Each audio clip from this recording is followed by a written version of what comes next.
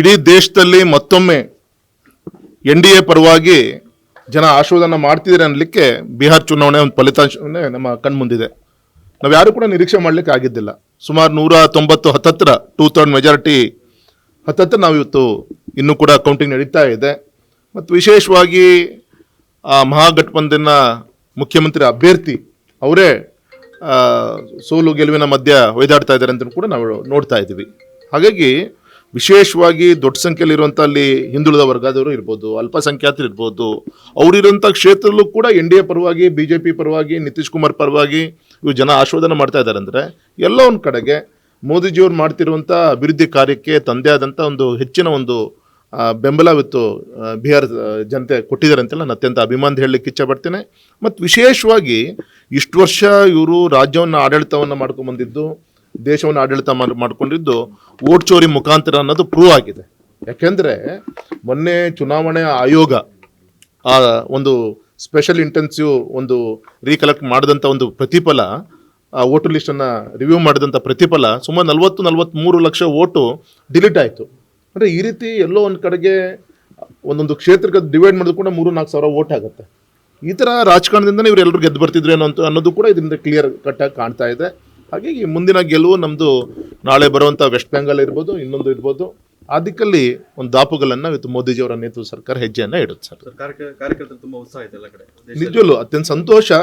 ಅರೆ ಇವತ್ತು ಉತ್ಸಾಹದಲ್ಲಿ ಒಂದು ಸಂಭ್ರಮಾಚರಣೆ ಆಚರಣೆ ಮಾಡಬೇಕು ಒಂದು ಕಡೆಗೆ ಇನ್ನೊಂದು ಕಡೆಗೆ ಮೊನ್ನೆ ಡೆಲ್ಲಿಲಿ ಇವತ್ತು ನರರಾಕ್ಷಸರ ಒಂದು ಕೃತ್ಯದಿಂದ ಉಗ್ರಗಾಮಿಗಳ ಒಂದು ಚಟುವಟಿಕೆಗಳಿಂದ ಆದಂಥ ಘಟನೆ ಕೂಡ ಒಂದು ಕಡೆ ನೋವಿದೆ. ಇದ್ರ ಮಧ್ಯನೂ ಕೂಡ ಸಹಜವಾದ ಒಂದು ಪ್ರಜಾಪ್ರಭುತ್ವದ ಒಂದು ಗೆಲುವಾಗಿದೆ.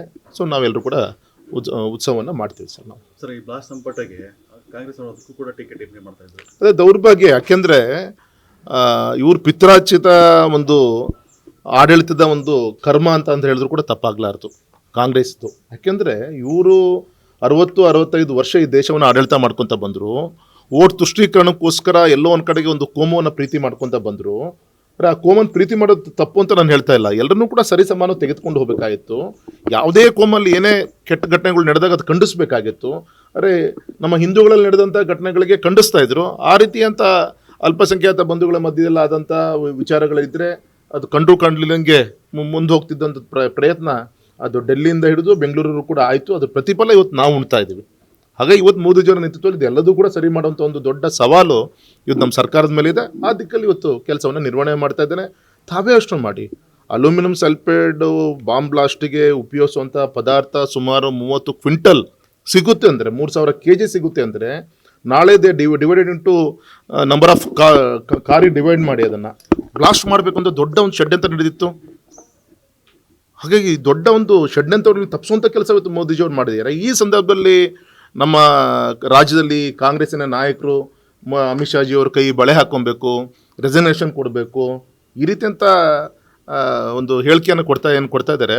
ಅದು ಅವ್ರು ಮಾಡ್ತಿರೋಂಥ ಅವಮಾನ. ಈ ರೀತಿಯಂಥ ಹೇಳಿಕೆಯಿಂದನೇ ಇವತ್ತು ನಿಮ್ಮ ರಾಹುಲ್ ಗಾಂಧಿಯವರ ಪರಿಸ್ಥಿತಿ ಇವತ್ತು 9ಕ್ಕಿಂತ ಕೆಳಗಿಳಿದಿರೋದು ಬಿಹಾರ್ನಲ್ಲಿ. ಇನ್ನಾದರೂ ಕೂಡ ಒಂದು ಪ್ರಜಾಪ್ರಭುತ್ವದ ಒಂದು ಚೌಕಟ್ಟಿನಲ್ಲಿ ಜನರ ನಂಬಿಕೆಗೆ ತಕ್ಕಂತೆ ಒಂದು ವಿರೋಧ ಪಕ್ಷವಾಗಿ ಕೆಲಸವನ್ನು ಮಾಡಿದ್ರೆ ಮುಂದೆ ನಿಮ್ಮ ಭವಿಷ್ಯ ಇರುತ್ತೆ. ಇಲ್ಲಾಂದರೆ ಇವತ್ತೇನು ಬಿಹಾರಲ್ಲಿ ಆಗಿದೆ ನಾಳೆ ದೇಶದಲ್ಲಿ ಆಗುವಂಥ ಪರಿಸ್ಥಿತಿ ಏನು ದೂರ ಇಲ್ಲ ಅಂತ ನಾನು ಹೇಳಲಿಕ್ಕೆ ಇಚ್ಛೆ ಪಡ್ತೀನಿ ಸರ್.